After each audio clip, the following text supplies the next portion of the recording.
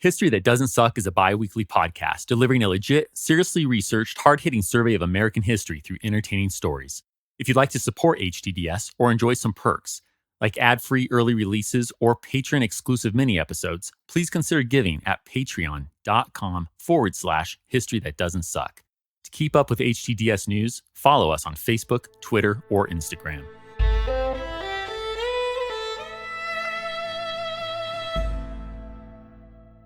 It's Sunday morning, October 19th, 1879. We're in a quiet, rural New Jersey neighborhood called Menlo Park, where a handsome, two-story, grayish-white, clapboard-sided building with two chimneys sits on a hill. It's a curiously elongated structure. The building measures over 100 feet in length, but more curious still is its upper level. The whole floor is a single, massive room. Thousands of variously shaped and colored bottles containing chemicals of every kind line the shelved walls punctuated by windows. Tables dot the room, and on these are microscopes, crucibles, magnifying glasses, and all sorts of other instruments. You'll also find batteries, and in one corner, musicians will be glad to know there's a cabinet organ. This is a place of creation, innovation, invention. This is the laboratory of the 32-year-old inventor presently obsessed with creating a long-lasting and thus commercially viable incandescent light, Thomas Alva Edison. Alva, and yes, the inventor does go by his middle name, sits attentively in a chair. His blue-green eyes are fixated as he cautiously watches the liquid metal, known as mercury, descend through a long, vertically oriented tube on his Springle-style vacuum pump. The mercury's flow suctions air from a pear-shaped glass, or bulb, attached via a second tube. This glass bulb is Al's latest iteration of an incandescent light. But before he sends electricity through its copper wires and across the thread connecting them, or filament as it's called, the brown-haired inventor is using this pump to remove as much air from the bulb as possible. That's how he gives his little filament a fighting chance of not burning to a crisp when electricity zaps it with temperatures as high as 5,000 degrees Fahrenheit. See, those temperatures are why the filament is the key thing here. Alva would have a marketable incandescent light if only he could find something able to take the heat. He's performed countless experiments over the past year, and this time, he's using a carbonized cotton thread. Here we go again. The mercury starts pulling sizable air bubbles. Al now heats the glass bulb with an alcohol flame, thus expanding the remaining gases inside it. Whew, this is delicate work. One mistake and days of effort will go to waste. But as the hours pass, things continue smoothly. The mercury is now dripping faster. One of Alva's assistants, 19-year-old Francis Gell, grabs the jar collecting mercury at the bottom of the pump, replaces it with a new one, then ascends a stepladder to pour the liquid back into the contraption's reservoir. Meanwhile, Alva cautiously starts using a battery to provide an electrical current to the bulb's two wires. The flow of mercury continues to evacuate air from the pear-shaped glass as the filament inside glows. After 10 hours of this, the bulb is ready. It's time to see if this filament is the ticket. Alva turns to his bespectacled, mustachioed glassblower, Ludwig Boehm, and instructs him to seal off the bulb. Young Francis Gell, and the old man, as T. Alva Edison is often called, despite being relatively young himself, now settle in to see how long it will last. And at this point, well, I'll let Francis tell it. I quote, "Edison and I kept a death watch to know any convulsions or any last symptoms the lamp might give when expiring. The lamp, however, did not expire. In the morning, we were relieved by Batchelor, Upton, and Force. The lamp continued to burn brilliantly all that day, passing the 24-hour mark. We were stirred with hope as each hour passed. Bets were made, and general good humor existed all round. The night of the 20th of October again brought quiet to the laboratory as the watch continued, this time composed of Edison, Batchelor, and me. During the night between the 20th and the 21st, Edison, judging from the appearance of the lamp still burning without flaw, seemed satisfied that the first solid foundation of the future of electric lighting had now been laid. The lamp held out heroically that night and the following day until, between 1 and 2 o'clock in the afternoon of Tuesday, October 21st, 1879, it attained more than 40 hours of life, the longest existence yet achieved by an incandescent lamp. Edison now yielded to the temptation, as often before in his experimental work, to force the lamp with successively higher voltages until, in a dazzle of brightness, it gave out. Is this it? Well, maybe. While Alva Edison agrees with Francis Gell that this bulb burned for more than 40 hours, they will write their accounts in the 20th century. On the other hand, their colleague Charles Batchelor won't refute them, but his day-to-day records don't mention this experiment. He does, however, describe a bulb they prepare on October 21st, which then lights beautifully for 13 and a half hours on October 22nd, before surviving yet another hour still after they crank up the juice. Did two men present misremember the same incredible event in the same way? Or did Charles, who was busy preparing more filaments for future experiments as the other two prepared this 40-plus hour bulb, somehow not note it? That I can't tell you. But whether one or both versions are right, Alva and his team have found that a carbonized cotton thread can make an electric light run for several hours, and the inventor concludes, quote, "If it will burn that number of hours now, I know I can make it burn 100, close quote. If Alva's right about making it run longer, then he, the Wizard of Menlo Park, has truly defeated the dark of night and is on the cusp of bringing about a radical, revolutionary change.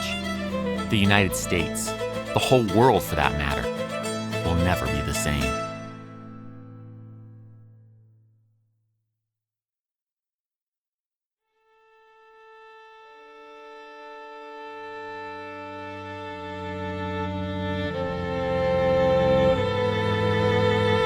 Welcome to History That Doesn't Suck.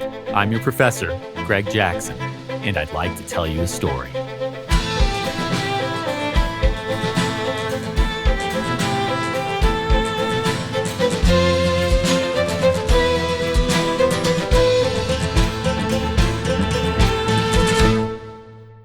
I could never tell the tale of an inventor whose work touches the telegraph, telephone, audio recording, the stock ticker, the electric light, power stations, and even motion pictures, and so much more while successfully obtaining 1,093 patents in one go. So let's be clear. This is not the comprehensive story of Thomas Alva Edison. This is the story of Alva and his electric light. And I say his very purposefully because, as I'll detail, electric lights, called arc lamps, predate his work, and others are figuring out the incandescent light at the same time. It's Alva's light, however, that changes the world. His established reputation, brazenness, business sense, and crucially, his focus on producing not just a working incandescent light, but a practical, commercially viable incandescent to light up a massive swath of lower Manhattan, are what set him and the boys at Menlo Park apart from the rest. But I won't get ahead of myself. Let's start by meeting a young Alva Edison, whose love of science and entrepreneurialism is already evident at a young age. Then we can follow him through a few reputation-making inventions on our way back to the wizard's lab at Menlo Park. And to do all that, we need to go back a little over 3 decades. So let's do it. Rewind. Amid early morning snowfall, Thomas Alva Edison is born about 10 miles south of Lake Erie in the small town of Milan, Ohio, on February 11, 1847. His family background is deeply American. Well, North American, that is. During the American Revolution, the Edisons numbered among the thousands of loyalists who fled north to Canada. And even though his mother originally hails from New York, little Thomas Alva, or just Alva, as his parents Sam and Nancy call him, would have been born up north just like the other Edison kids if not for his pop participating in an anti-government riot back in 1837. When charged with high treason in Canada, Sam found motivation to take the fam and immigrate south. Go figure. Now in Ohio, the Edisons are financially successful enough to enjoy a middle-class life in a picturesque red brick home, but they certainly see their fair share of heartbreak too. Death claims the youngest 3 of the first 6 Edison children before any of them turn 6. As such, baby Alva is raised essentially as an only child. On top of these painful losses, business is beginning to go downhill. New technologies like the railroad are changing the economy, and the inland port of Milan, Ohio is feeling it. And so, in 1854, Sam, Nancy, and 7-year-old Alva Edison pack it up and move north, right up to the Canadian bordering waterfront of Port Huron, Michigan. Michigan is a great move for the Edisons, economically speaking, but little Alva isn't having the best time. He's bullied at school. The future inventor comes across a bit odd, and he's less inclined to play, more likely to be lost in thought. The other kids respond to his peculiar disposition by dubbing him a fool. Perhaps worse still, teachers are dismissive of this child who doesn't fit conventional methods. They call Alva, quote-unquote, addled, and at least once he goes home in tears after overhearing his instructor say teaching the Edison kid is a waste of time. Even his father seems to agree. The one-day great American inventor will later recall that, "My father thought I was stupid, and at last, I almost decided I must really be a dunce." Damn. Thank goodness Alva has his mother. Nancy Edison keeps her boy from falling prey to these self-destructive thoughts. Alva will later write of the dark-haired New Yorker, "My mother was the making of me. She was so true, so sure of me, and I felt that I had someone to live for, someone I must not disappoint." Nancy knows how to get through to her son. She strikes a near-perfect balance between maintaining discipline, yet letting him jump from one topic to another until he gets fascinated by a subject and dives deep.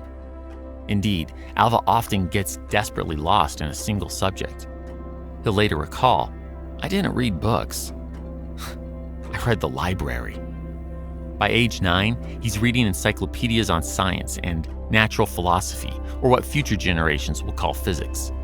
This is where he first reads the words electricity, magnetism, and about the newly invented electromagnetic telegraph. Young Alva, or just Al to the other kids, has a particular passion for chemistry. As he goes door to door selling fruits and vegetables from his family garden to help pay the bills, the aspiring scientist uses his pocket change, or allowance to put that in our terms, to make his own little laboratory in the cellar.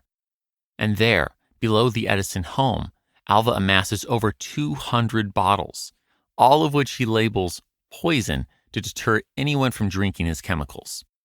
I know, it's kind of adorable and just what a little kid would do. Selling veggies and building his own lab already makes Alva something of a unique child. But that's just the start of it. By 11 years old, he builds his own homemade telegraph, which he then connects to his friend's house about 1.5 miles away. It's also about this time he starts to lose his hearing. You'll find various theories out there as to why, but we don't know for sure. What we do know is that his hearing loss is severe. Alva will later report that, "I haven't heard a bird sing since I was 12 years old." Alva doesn't let his disability hold him back, though. He even calls it a blessing, as being almost completely deaf lets him tune out distractions. Nor does it damage his confidence. The intellectually curious and entrepreneurial-minded youth will continue to seize opportunities and think outside the box. He demonstrates those traits rather boldly as a teenager living through the Civil War. It's mid-morning, Wednesday, April 9th, 1862. 15-year-old Alva is descending from a train car in Detroit, Michigan. The mostly deaf teen can't hear much, but he sees large crowds anxiously reading around newspaper bulletin boards. Wanting to know what the fuss is about, he approaches, reads, and learns that, last Sunday, a Confederate army surprised Union forces camping near Shiloh Church in southwestern Tennessee. It was a bloodbath, the Civil War's worst up to this point. As the crowd absorbs the horror of thousands of casualties, Alva scratches down the main headlines, then dashes off to the telegraph operator here at Michigan's Central Station. See, Al has been selling newspapers and candy on train cars for over a year by this point. He knows a good story when he sees it. He realizes everyone at the stops on his northbound return to Port Huron will want a newspaper detailing the Battle of Shiloh. Bribing a telegraph operator with a promise of free newspapers for the next 3 months, Al convinces him to send a note to station masters on the line, asking them to post the headlines with an announcement that newspapers containing greater details will be available for purchase on the 4 p.m. train. The ever-energetic Alva then bolts over to the Detroit Free Press office. As newspapers with the all-caps headline, "The Great Battle on the Tennessee," are coming hot off the press, the teenager makes a bold demand. "I need 1,000 copies of the afternoon edition on trust." Surely, some of the newspaper men must be laughing right now, but editor Henry N. Walker loves what he calls the kids sass. He authorizes the orders. Alva pays another boy to help him carry the papers back to the train, where he folds his massive stacks as they start to steam north. Al steps off the train a short distance later, at Utica, Michigan. He's thronged by people waiting for the newspaper his telegraph advertised would be here. Al usually sells 2 copies of the Detroit Free Press at this stop. Today, he moves 35. Continuing like this from stop to stop, Alva soon realizes he's going to sell out. So the youthful entrepreneur starts raising the price. The 5-cent newspaper becomes 10. But upon arriving back home at Port Huron, he finds yet another enormous crowd. Looking at his pile of remaining newspapers and back into the faces of his potential customers, cunning Alva cries out, "25 cents apiece, gentlemen. I haven't got enough to go around." He sells out and heads home with what he calls an immense amount of money and the realization that the telegraph is a great invention. Alva uses the money to continue furnishing his new mobile laboratory that he's building on one of the train cars. That's right. Just because Al is growing up doesn't mean he's left behind his curiosity and love of science. In the once empty baggage car, Alva houses his stacks of newspapers, crates of candies and groceries, chemicals for the inventions he tries in his downtime, and even a mini printing press with which he's published his own newspaper, the Weekly Herald. But the mobile lab is short-lived. One of Alva's sticks of phosphorus falls to the floor and sets fire to the baggage car. A conductor here on the Grand Trunk Railway considers this fire the final straw and kicks Alva, his press, his newspapers, and his lab off the train for good. But that isn't the end of the line for the tenacious, impetuous teen. See, previous to losing his sweet setup on the train, Alva saved an infant boy who had fallen on the track from an unbraked boxcar. He dropped his papers, dashed toward the danger, and lifted the child to safety just by the skin of his teeth. It also just so happens that the child's father was none other than the local station master and telegraph operator, James Mackenzie. Feeling beyond indebted to his son's savior, he's more than happy to teach the Edison kid how to properly do Morse code. Through the fall and winter months of 1862, Alva soaks up the telegraph operator's wisdom.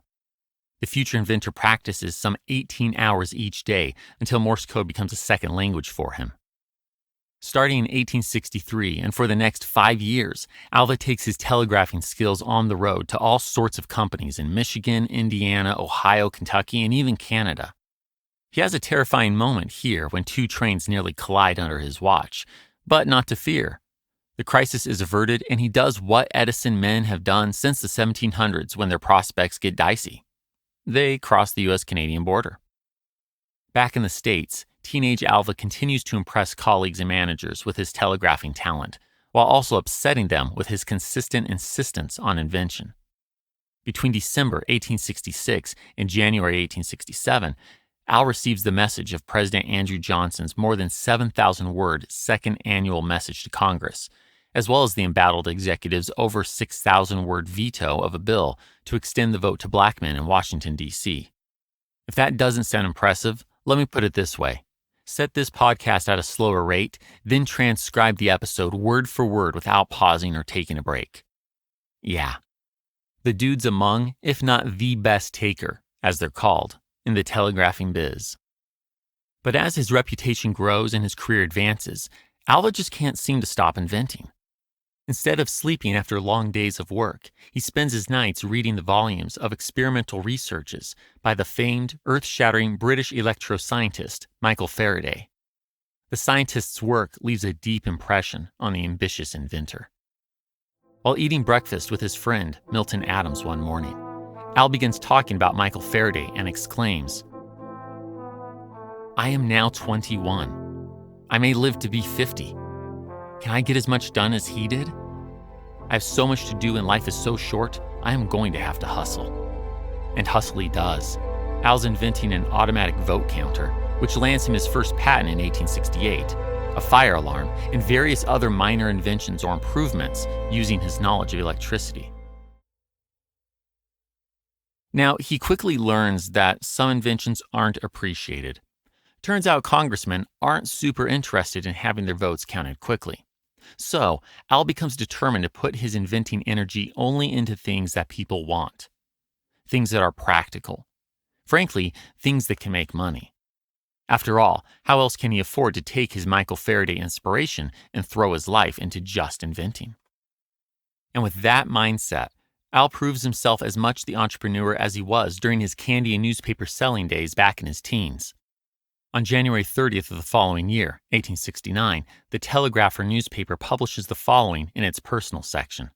Quote, "Mr. T.A. Edison has resigned his situation in the Western Union office, Boston, Massachusetts, and will devote his time to bringing out his inventions." Close quote.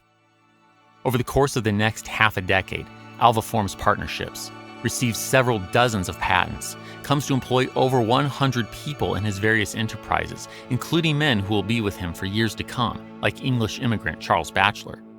He's also devastated by the loss of his mother, falls in love with and marries young Mary Sitwell, becomes a father, and, as the still in his 20s entrepreneurial inventor displays a gravitas beyond his years, picking up a new nickname, Old Man. For all these accomplishments, though, he often struggles to make inflowing cash cover costs. He needs someone to buy into his work in a big way. It's the night of January 4th, 1875. Under escort, Alva passes through the servants' entrance to a mansion on 5th Avenue in Manhattan. Once in the house, the not-so-old man is led down a staircase to a basement office. This is where he's meeting the thickly bearded railroad tycoon who, as we know from episode 74, manipulated national gold prices in 1869, the robber baron Jay Gould. He and Alva spoke recently about the inventor's quadruplex telegraph, which, incredibly, can transmit 4 messages at once on one wire. The wily New York mogul now wants to continue that discussion. Jay doesn't mince words as he asks Alva, "How much do you want for the quadruplex telegraph?" "Make me an offer." "I will give you $30,000. Alva is floored. He had been pushing his friend, financier, and former boss, Western Union President William Orton, for $25,000, but their negotiations had yet to land. Thinking of what that money can do for his young family and business, the intrepid investor turned entrepreneur, or entrepreneur turned investor, depending on how you look at it, answers, "I will sell any interest I have for that money." The deal has been struck. Jay meets Alva at the office of Sherman and Sterling the following morning and hands the inventor a check for $30,000. William Orton will later kick himself for trying to play hardball and losing out on the quadruplex telegraph. Meanwhile, Alva will use his newly acquired small fortune to move on from his Newark digs and set up what we might call America's first invention factory. The inventor asks his aging, construction-savvy father to find property sufficiently far away from New York City to work in peace and quiet, yet still close enough for prospective investors to visit. Ah, yes, this is the origin of that unique 2-story building we heard about at the start of this episode. Thomas Alva Edison is moving to Menlo Park. Alva keeps his nose to the grindstone at Menlo Park, but shifts his attention from advancing the technology behind transmitting the written word via Morse code to transmitting the spoken word. We're talking acoustics, harmonics, perhaps even the human voice. No surprise, really. It's a natural shift, and something others have been thinking about as well. It's at this same time that Elijah Gray and Scottish-born Alexander Graham Bell are racing against each other to invent a talking telegraph, or telephone. The Scotsman will receive the first U.S. patent for it in 1876, but the debate over who should be credited for inventing the telephone will likely never end. Well, This new direction results in one of Alva's most celebrated inventions, the phonograph. Unlike the telephone, which transmits sound, this ingenious device can record sound waves by making indents on a cylinder, then allow you to play it back.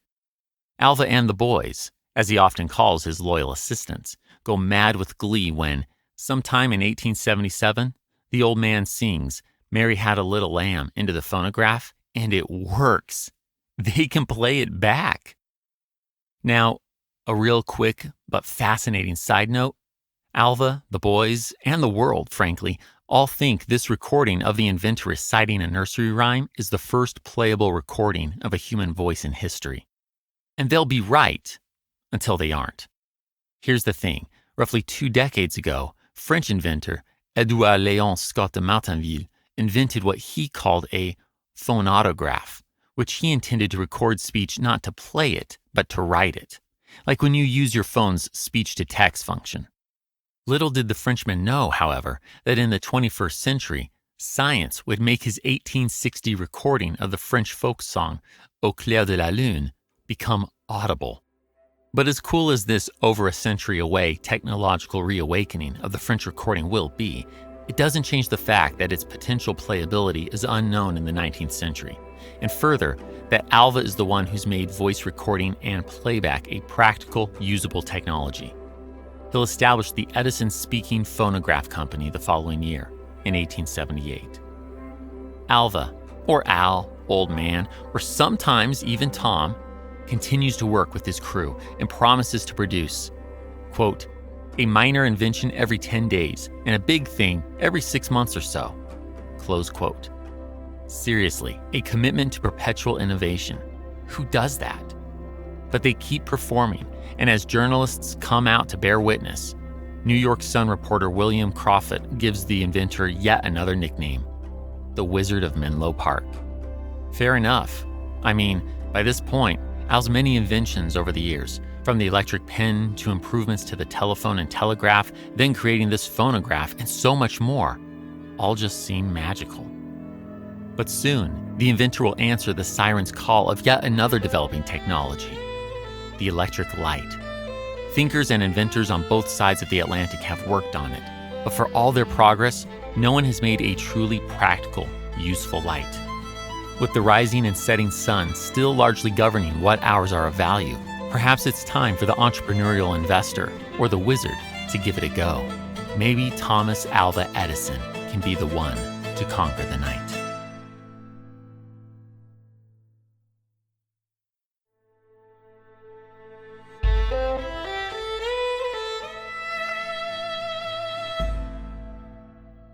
It's September 8th, 1878. We're in Ansonia, Connecticut, at the workshop of William Wallace. No, he's not a face-painted Scot crying for freedom. He's a wire manufacturer who, with Moses Farmer, has invented an 8-horsepower electric engine, or dynamo. Word has it this dynamo can light up to 8 arc lamps at the same time, and today, University of Pennsylvania professor George Baker has led T. Alva Edison and Charles Batchelor, or Batch, as the English immigrant's boss calls him, to William's place to check it out. As the dynamo's rotary spins, it sends power via wiring to 16 carbon rods arranged in 8 sets of 2. Each set forms an arc with a small space between them, and as the electric current jumps between the 2 rods, yep, we have light. 1 generator, 8 lights. Just incredible. Wearing a straw hat and linen duster coat, Alva watches, mesmerized. To quote a reporter present today, the tobacco-chewing wizard of Menlo Park sprawls over the desk with the simplicity of a child. He looks at the dynamo, the arc lights, and large copper wire over and over while the other men talk among themselves. Alva then starts making calculations. True to his nature, everything is about practicality. How much power does the generator have? The lights. How much coal and gas does it save each day, each month, each year? How could that save manufacturers more money? Impressive as it is, Alva quickly sees how impractical running 1 light per horsepower would be to the average person. But the old man is sure he can bridge that gap. The ever-confident Wizard of Menlo Park turns to William Wallace and arranges to buy the dynamo for $1,000. He also confidently tells William, "I believe I can beat you in the search." Alva's quest for the electric light has begun. Alva and Batchelor return to Menlo Park and get to work. Most Americans rely on tallow candles, whale oil, and kerosene to light their way in the dark. You can find coal-powered gas lights in metropolitan hubs, but even those few Americans with this convenience certainly want something better. Gas lights burn inconsistently. They blacken rooms, and if you spend too much time around them, the carbon dioxide they emit will leave you sick to the stomach. Surely then, Alva and Batch conclude, they can find a better electric solution. Over the next few days, they move from arc lamps to considering incandescent lamps. You know, the type of light with a filament. They drop 45 different filament-based possibilities. Alva's mind is racing. He thinks he has something. On September 13th, less than a week after visiting William Wallace's shop, the wizard telegraphs the Connecticutter, "Hurry up the machine. I have struck a big bonanza." William sends the dynamo to Alva that day. Meanwhile, Alva's confidence leaps from the pages of the New York Sun as, on September 16th, the newspaper prints an interview with Alva on the electric light. "With the process I have just discovered, I can produce 10,000 lights from one machine. Indeed, the number may be said to be infinite. When the brilliancy and cheapness of the lights are made known to the public, which will be in a few weeks, or just as soon as I can thoroughly protect the process, illumination by gas will be discarded. With 15 or 20 of these dynamo electric machines, I can light the entire lower part of New York City with a 500 horsepower engine." To be clear, just a week earlier, Alva was watching an 8 horsepower engine power up to 8 very unreliable lights. Now he's promising thousands of lights in homes throughout lower Manhattan, possibly within a few weeks. Wow, that's quite the claim, but when it comes from the mouth of T.A. Edison, the world listens. Gas stocks plummet as Alva's attorney, Grosvenor Lowry, sets up a meeting between Alva and the steadily growing bank, Drexel, Morgan & Company. One of the firm's mustachioed leaders, John Pierpont Morgan, offers to fund Alva's research on the electric light in exchange for any present and future patents. J.P. Morgan, or Pierpont, as his business associates call him, believes it is impossible to overstate the value if Edison succeeds.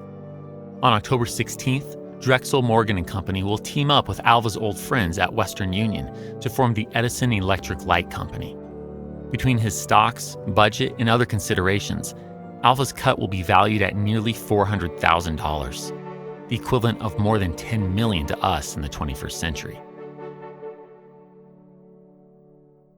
This all sounds well and good, perhaps a little too good. So what exactly has Alva just bitten off? To shed some light on his challenge, pun completely intended, let's take a deeper dive on where the technology surrounding electric lights stands in the 1870s and what is still needed to make them commercially viable in homes. First things first, when you hear people say, Thomas Alva Edison invented the light bulb, that's not quite right. Even the ever-confident, if not flat-out boastful Alva wouldn't claim to be the sole inventor of the electric light. It's future generations, like us, who will sometimes mistakenly state that Alva invented it full stop. I'm sure you've already put this together, but I'll say it anyway. The Wizard of Menlo Park isn't inventing electric lighting so much as improving it, making it cheaper and reliable enough for commercial viability. So where's the science on this in the 1870s? Well, scientists, or more accurately, philosophers, have been experimenting with electricity for centuries. Back in 1746, a lawyer with almost zero electrical know-how in Holland's city of Leiden found out the hard way that a jar of water can hold an electric charge, and that the human body is an effective conductor. This is how we got the Leyden jar. In the early 1750s, a relatively young Benjamin Franklin came up with an experiment involving a key and a kite that further convinced the world lightning and electricity are the same thing. And as we approached 1800, Italian professors Luigi Galvani and Alessandro Volta, whose names give us the words galvanize and volts, developed a bitter feud over the source of electricity moving through a dissected frog's leg that resulted in the latter developing the first basic battery. Alessandro stacked zinc and copper discs with wet cloth, and as the zinc took electrons from the copper, or silver in some cases, his pile of discs created an electric charge. Building off of Alessandro Volta's discovery, Sir Humphrey Davy made massive batteries at the newly established Royal Institution in London. This also enabled him to create the arc light in 1809. It was completely impractical given the battery power required to make his light operate, but would continue to improve in the decades to come as others advanced humanity's knowledge of electricity. Quick aside, Humphrey's assistant and successor was the one and only Michael Faraday, whose scientific advancements, I'll remind you, inspired a young Thomas Alva Edison with the need to hustle. Anyhow, to keep our eyes on the prize, the arc light improves, as we know from William Wallace's display for Alva in 1878. In fact, by that same year, arc lamps are lighting a few public spaces, including a full half-mile stretch of l'Avenue de l'Opéra in Paris, France. So why aren't arc lamps just dominating the lighting game in the 1870s? Well, they have some serious problems. Arc lighting is less than reliable. It's spotty, and when it does work, you wish it had a dimmer. As one reporter puts it, for a few seconds, the light would be strong, clear, unwavering. Then it would flicker, and darkness for an instant would fall. Suddenly, the light would grow brighter, sometimes increasing slowly in brilliancy, at other times leaping at a bound to the full measure of radiance. So arc lamps sort of work for lighthouses, warships, maybe streetlights, but they definitely aren't practical for residential use. How do we turn the corner into domestic lighting then? This would be a true game changer. First, this would require someone figuring out how to subdivide the light, which is to say, how to produce small lights that can be turned on and off individually. Yeah, no one wants to either have every light in their house on at once, or have an individual buzzing, whirring, smoking, and steaming generator for every single light. That's what it would take to have one light on and others off right now. Clearly then, subdivision is an absolute necessity for indoor lighting. But even if subdivision is figured out, no one wants to go blind from an overpowering arc lamp in their house. People want a reliable, soft light. That's where the incandescent might come in. The idea behind an incandescent is to send the electric current through a small string or filament inside a glass bulb. This will give consistency and stability to the light the heated filament emits.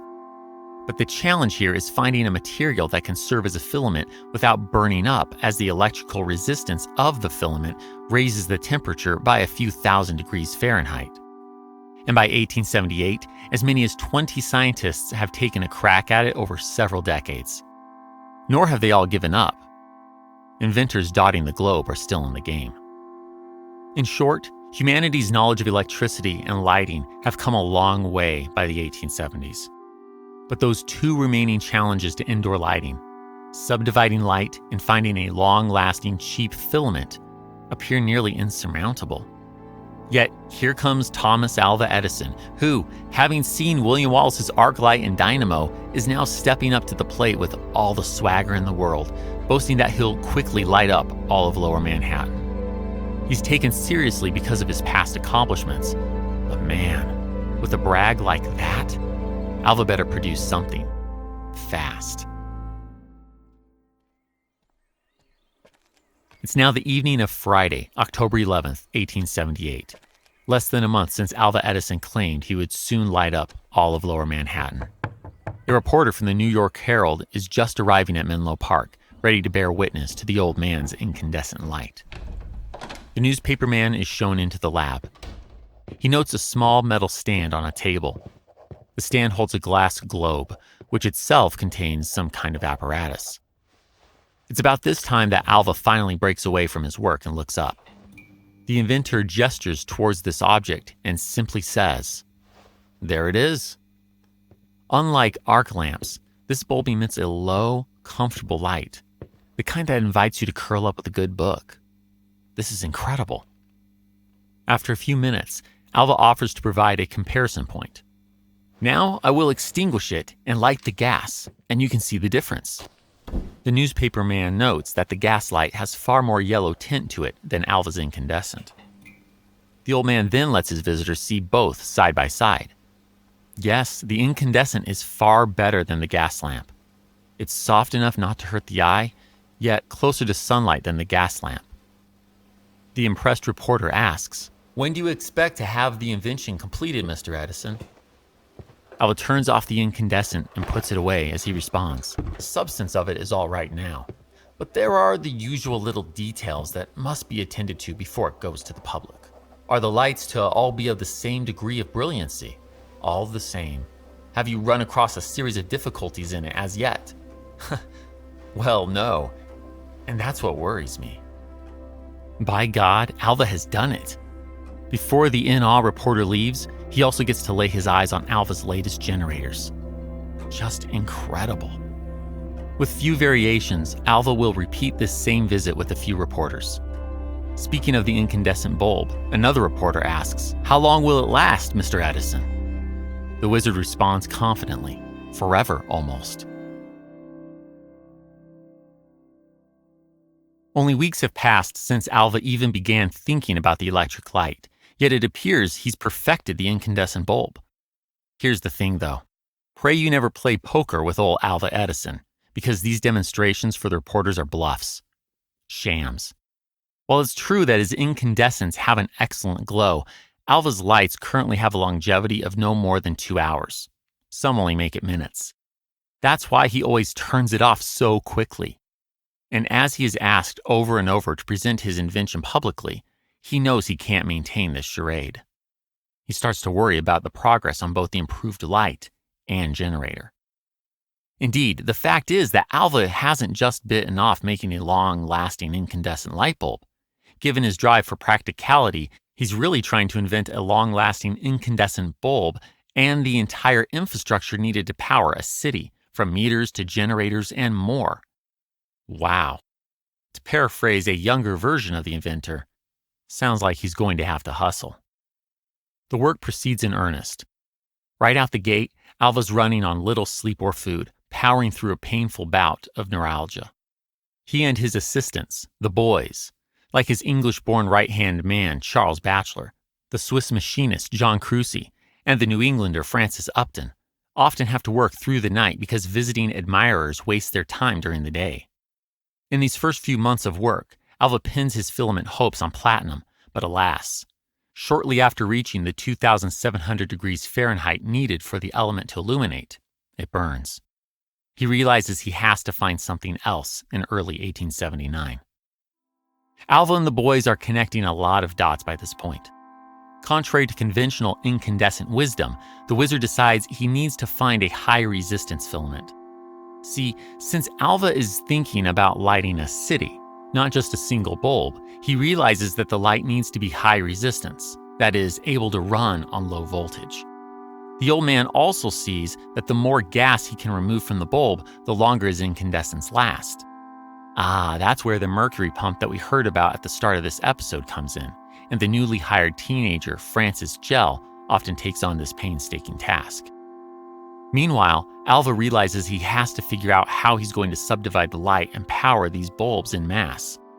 By March, he and the boys have come up with a new dynamo, which they call the Long-Legged Marianne, on account of its 3-foot-tall iron poles. Their crucial improvement is that, rather than having equal internal and external resistance for maximum current, their dynamo has a smaller internal resistance, which increases its output, or horsepower. Brilliant. Michael Faraday would be proud. But even as the Menlo Park team acquires a glassblower so talented they almost overlook his yodeling, a German immigrant named Ludwig Boehm, the high-resistance, long-lasting filament remains elusive. Then, one night, as Alva mindlessly rolls some black lamp through his fingers, basically the carbonized soot left over after burning a gaslight, he decides to try this carbonized substance as a filament. This new direction yields better results. Alva and the boys think they might be onto something. And they are. After countless failed attempts, they carbonize a thread of cotton as a filament. And even if we don't know the particulars, whether it runs for 40 plus hours or closer to 14 and a half. We do know that, on or around October 21st, 1879, this bulb works until Alva extinguishes it. The men of Menlo Park must be ecstatic to see their year's worth of dedication, work, hope, sweat, and tears finally bearing fruit. On November 4th, just 2 weeks after this first successful lamp, Alva files to patent the Edison electric lamp with a carbon filament. He'll receive it as patent number 223,898 on January 27, 1880. Yet, even with this success, Alva and his team don't let up on their search for a longer-lasting filament. Ultimately, they'll perform hundreds of experiments, trying everything from various silks, horsehair, fish line, vulcanized rubber, cork, grass fibers, linen twine, wrapping paper, New Zealand flax, and even beard hair right off the chin of 2 of Alva's employees. They soon find that carbonized cardboard makes an even longer-lasting filament. It can burn for 300 hours. Still not perfect for commercial use, but Alva and the boys are really getting there. If only the public understood that. Some in the press say Alva is all talk, and the Wizard's New York-based competitor, William Sawyer, is claiming Alva has infringed on his patented work. For the record, British inventor Joseph Swan also figures out the incandescent light bulb at this same time, but he makes no such accusations. So the Wizard of Menlo Park decides there's only one way to shut down the naysayers and prove the viability of his incandescent light: a public display. In late 1879, Alva announces he'll light up 10 houses in Menlo Park before the week is out. It's a bold move. If anything goes awry, this could backfire badly. But then again, Alva is a bold man.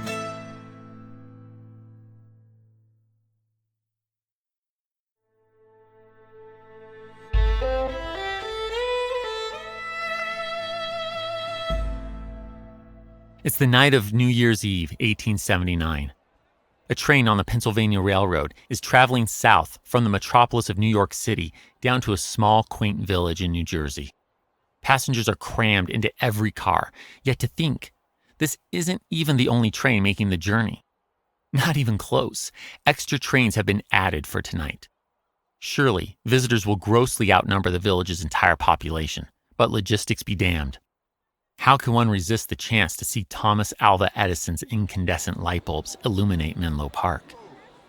Exiting the trains at the village's small depot, the people are greeted by a sight unlike anything anyone has ever experienced.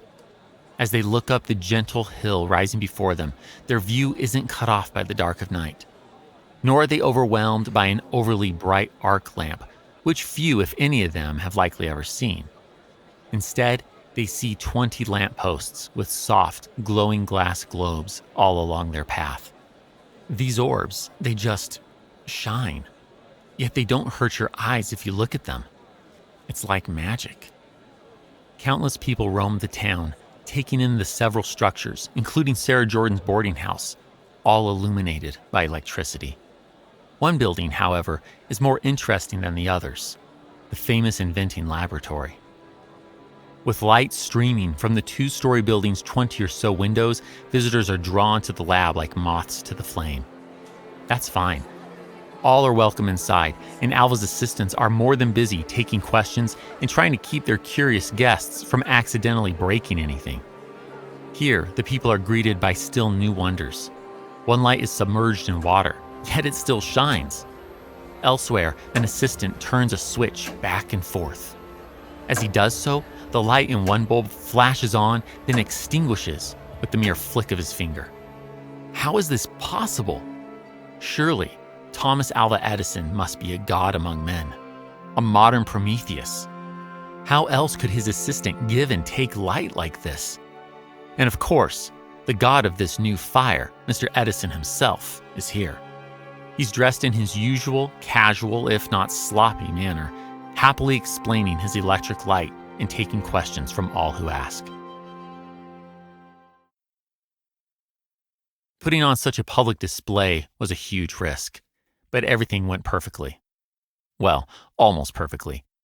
Alva had a few assistants on the lookout for sabotage, and as the display continued the next day, they caught a man employed by the Baltimore Gas Company purposely short-circuiting lights. He only managed to kill 4 lamps, so in truth, the saboteur only added to the festivities with his drama. Overall, some 3,000 people witnessed the lights at Menlo Park. But for all its success, Alva's display doesn't win over his critics. The spike in the Edison Electric Light Company's stock caused by the display at Menlo Park ends as quickly as it began. Meanwhile, other companies with other patented versions of the incandescent lamp are popping up. William Sawyer and Alban Mann's Electrodynamic Light Company doesn't look like much of a threat, but the United States Electric Lighting Company, which is using Hiram Maxim's bulb, has a foothold in New York. Charles Brush's arc lights aren't a direct competitor, but his young company is starting to light public streets. He illuminates several blocks of Broadway in New York City before the end of 1880. Alva has his own wins that same year. He finds bamboo is an even better filament than cardboard and starts a light bulb company. But he's also butting heads with the Tammany Hall political machine that controls New York City. So in February 1881, the Wizard of Menlo Park realizes he has to make his presence felt more fully. He packs it up and moves to Manhattan. Establishing himself in a 4-story double brownstone located at 65 Fifth Avenue, Alva quickly begins laying the groundwork for his electrical empire. And I mean that literally. The Wizard is moving on his infrastructure plan to run buried, insulated electric wires through Lower Manhattan in the very same way gas lines run underground and into the currently gaslit homes and offices of Gotham. And no, that isn't a Batman reference. Gotham is one of New York City's many nicknames.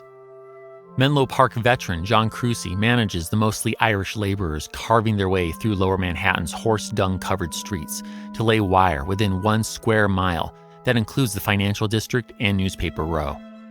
Their work is also overseen by inspectors. These guys never show up to inspect. They only show up to collect their $5 per day wages from Alva Edison. But accepting such, quote-unquote, government oversight was crucial to obtaining approval from New York's Tammany Hall politicians. Anyhow, as Irishmen and others work through a harsh winter and deal with delayed deliveries of iron and copper, Alva's also building a power station over at 255 to 257 Pearl Street. You know, the location was a dilapidated slum, but the cost was still horrendous. Manhattan real estate, am I right?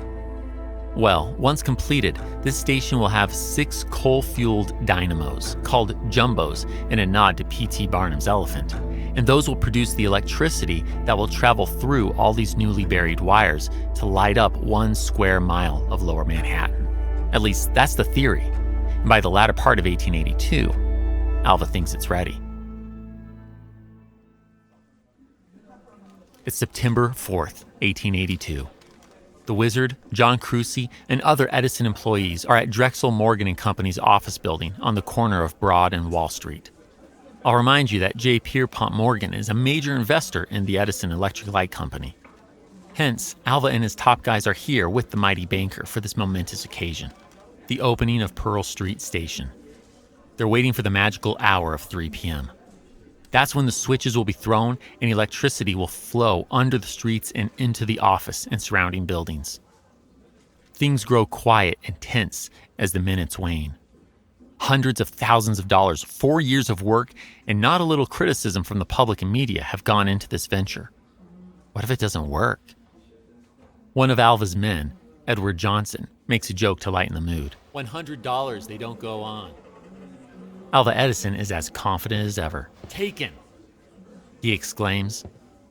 Then, 3 o'clock arrives. John Lieb throws the main circuit breaker at Pearl Street. Alva flips the switch in Pierpont's office. They're on! The men excitedly yell. They are indeed. The Edison Electric Light Company is now powering 8,117 bulbs in the 368 buildings located within its first district. Pearl Street Station is a success. The starting to gray 35-year-old old man, Thomas Alva Edison, has done it. It took far longer than his initial boast of a few weeks, but his incandescent bulb not only lights up, as those made by others have done, his is commercially viable, practical. He truly has lit up a part of Lower Manhattan. The Wizard tells a Sun newspaper reporter, I have accomplished all I promised. Maybe not entirely. Alva's lighting infrastructure is incredible and revolutionary, but it still has limitations. Even with his powerful jumbo dynamos, his station can't run lights more than half a mile away. The direct current is just too weak beyond that distance. Edison Electric Light is tackling that issue in part by producing isolated systems by which the company lights a single house or building with its own individual dynamo. It makes over 300 of these for locations around the world by 1883, but they don't always work out so great. It's an unspecified day in 1883.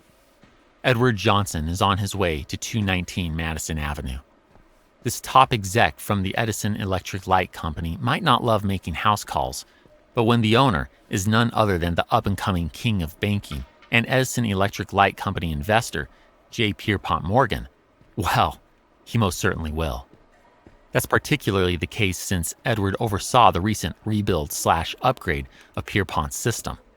So if the powerful banker says he's having problems, Edward's on it. The Edison man's heart sinks the moment the door opens. Almost immediately, he's hit with what he calls, quote, a strong smell of wet, burned wood and burned carpet, close quote. Edward rushes to the library. The floor is torn up.